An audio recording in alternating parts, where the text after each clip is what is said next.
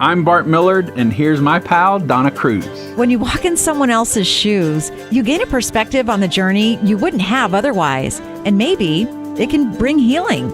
It's so great to have Bart from Mercy Me and Amy Grant sharing today about the new movie, I Can Only Imagine, opening in theaters this Friday. It's a story of redemption based on Bart's relationship with his dad, who was verbally and physically abusive for years and years. In fact, one time, he even broke a plate on Bart's head. Dennis Quaid portrays Bart's dad, and watching him play the role has opened Bart's eyes. So I'm kind of around the corner in that scene watching on a monitor. Well, when that happens, they keep the camera rolling on Dennis.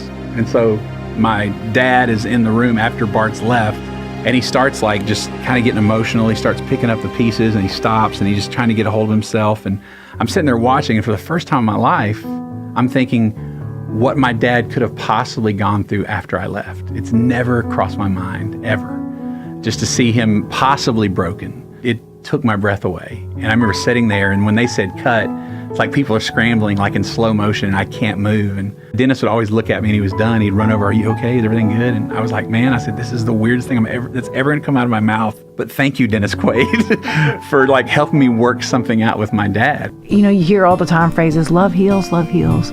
But it's the compassion that it takes to put yourself as best you can in another person's shoes and to see it from that angle. And just the process of the movie forced you to do that in ways that you never would have.